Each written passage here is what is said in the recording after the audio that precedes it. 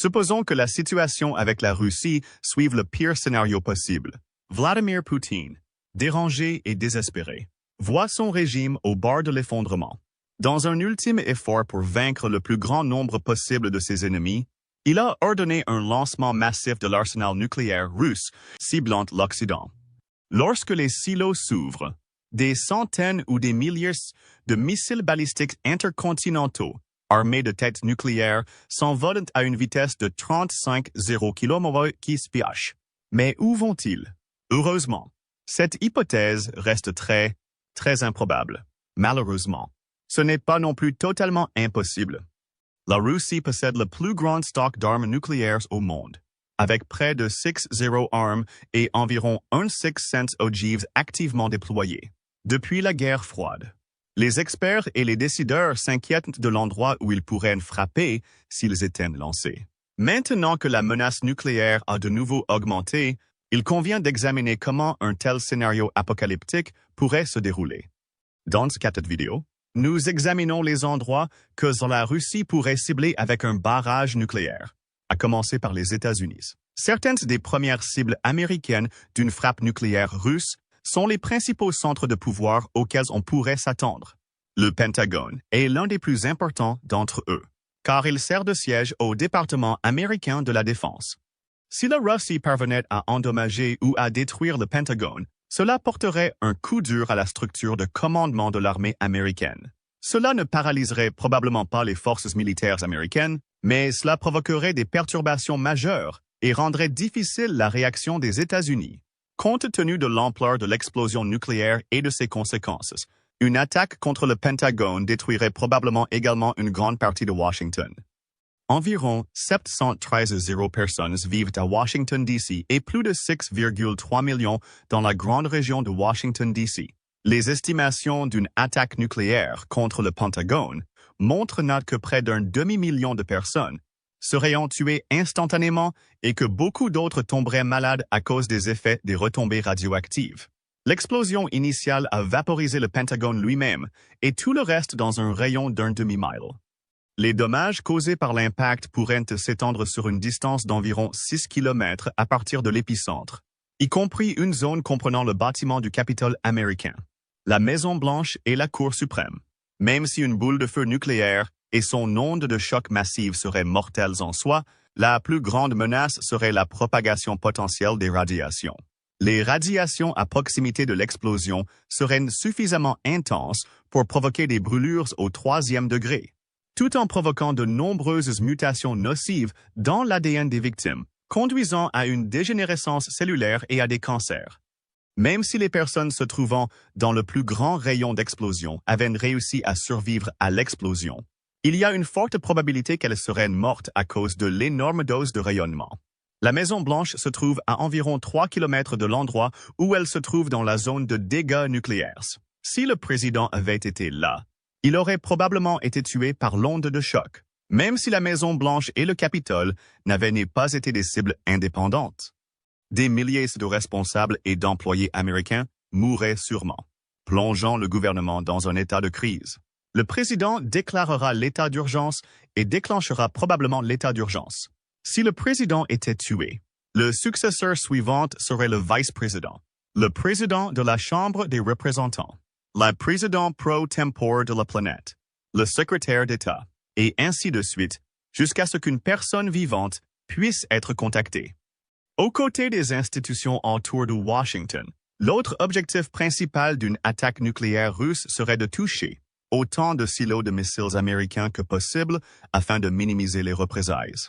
Il n'y a presque aucune chance que cela soit pleinement efficace, puisque les États-Unis possèdent presque autant d'armes nucléaires que la Russie, ainsi que des systèmes avancés d'alerte précoce, des sous-marins nucléaires cachés dans le monde entier et de puissants systèmes de défense aérienne.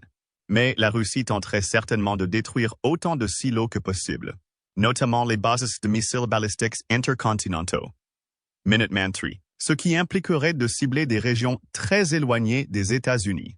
L'une d'elles est la base aérienne de Malmstrom, située à l'intérieur du Montana.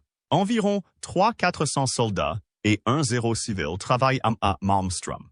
dont beaucoup sont responsables des 150 missiles nucléaires Minuteman III de la base. Si une arme nucléaire russe pouvait atteindre Malmstrom, elle tuerait probablement tout le monde à la base et près de 15 personnes dans les villes voisines de Black Eagle et Great Falls. Le nombre de blessés serait presque 2 fois plus élevé, même si la zone est très peu peuplée. Cependant, de lourdes pertes ne seraient pas l'objectif d'une attaque contre Malmstrom, car la Russie tenterait simplement de paralyser la capacité de l'ICBM à tirer depuis la base.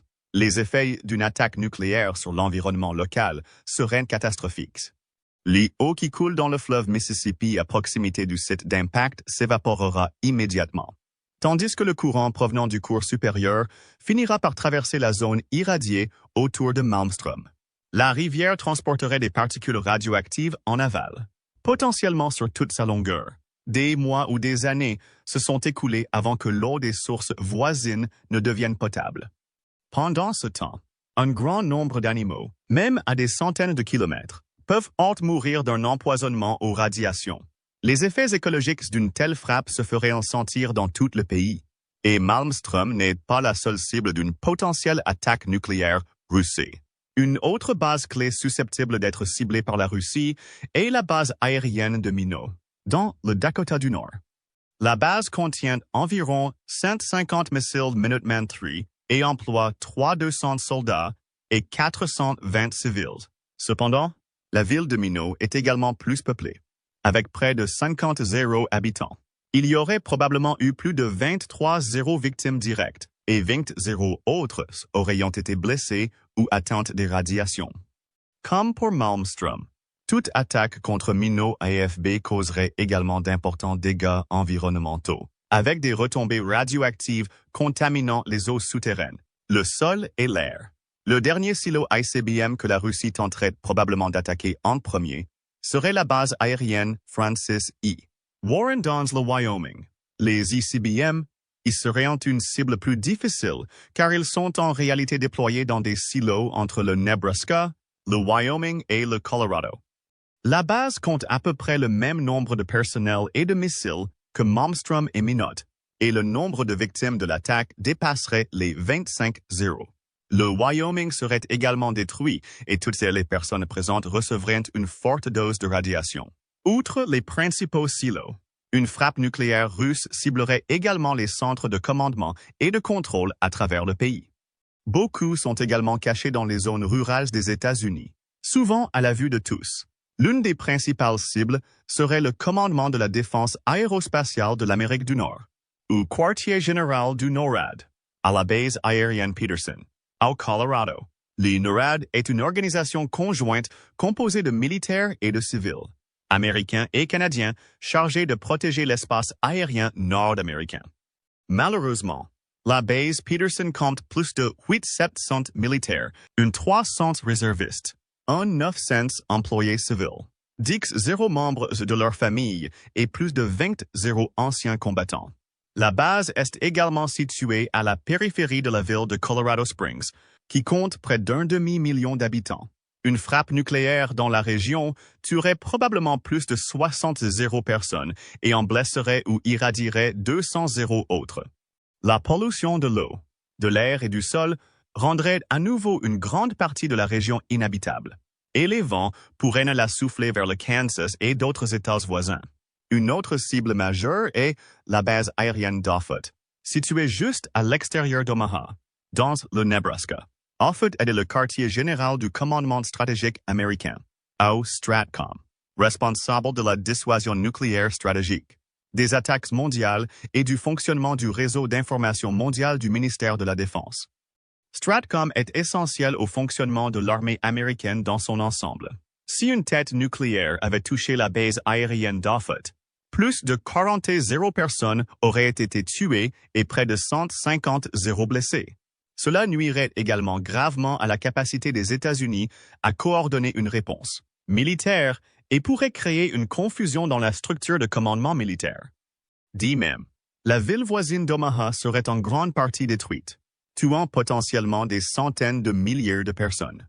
Le fleuve Missouri serait également contaminé, tuant la faune sauvage et réduisant la biodiversité. Si Stratcom était touché par une attaque nucléaire, son commandement serait transféré à l'un des 10 centres de commandement et de contrôle restants à travers le pays.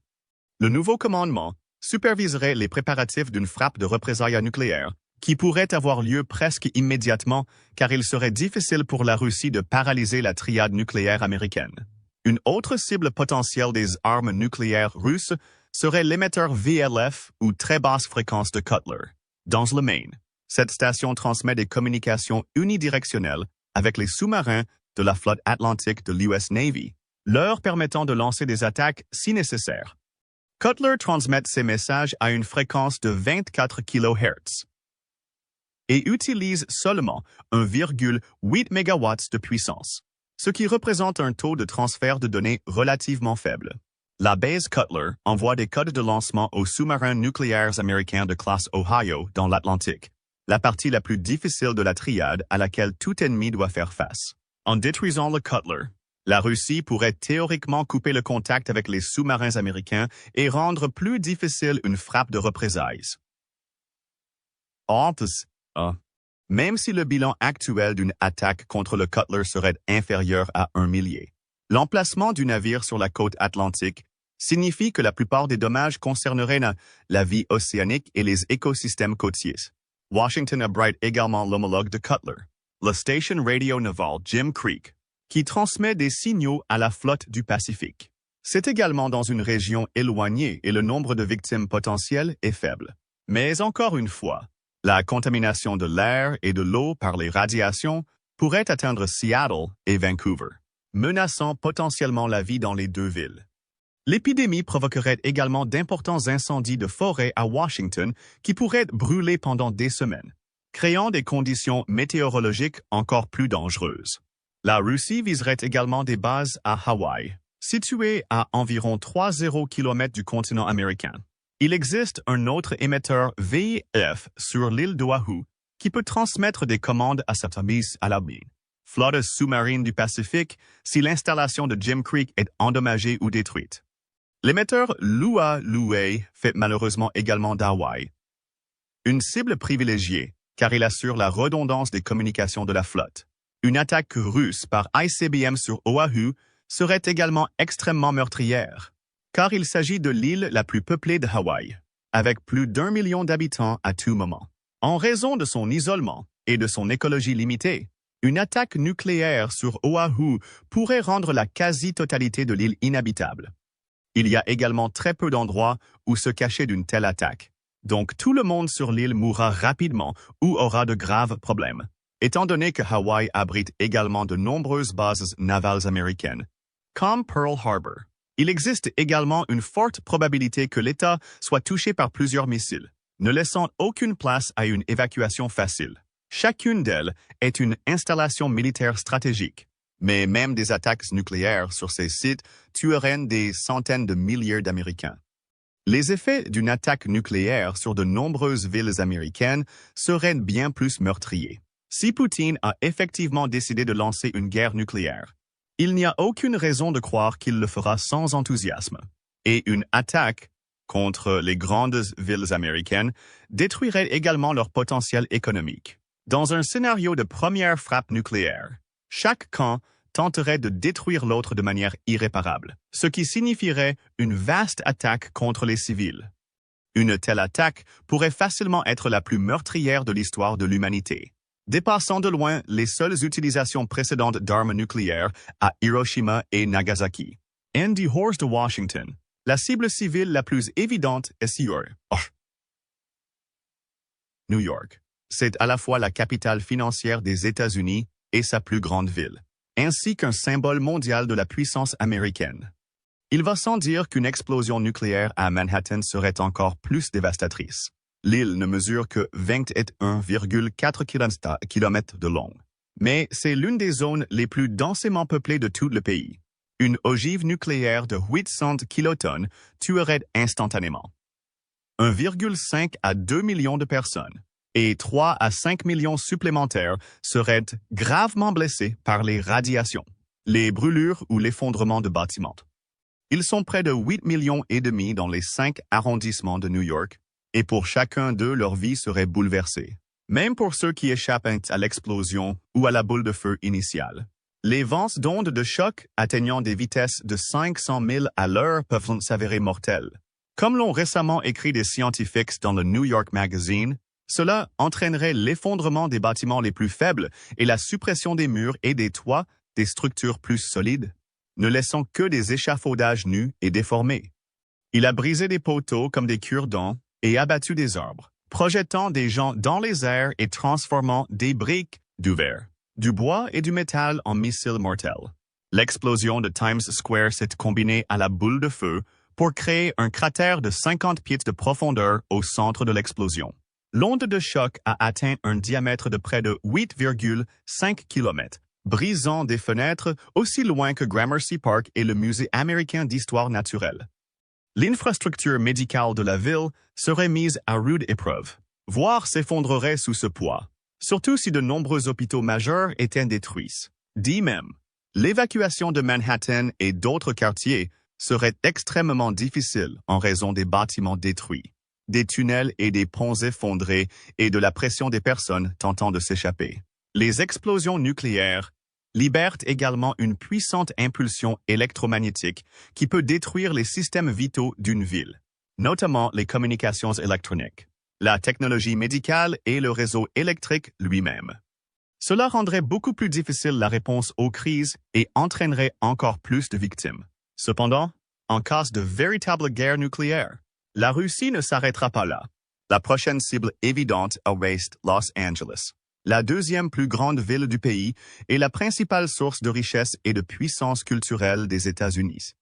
Los Angeles n'est pas aussi densément peuplé que New York, avec environ 4 millions d'habitants et de grands immeubles peu élevés. Mais à ce stade, nous n'avons probablement pas besoin de vous dire qu'une explosion nucléaire au centre-ville de Los Angeles serait également apocalyptique. Entre 5-0 et 700 personnes pourraient mourir instantanément et 1,5 million de blessés.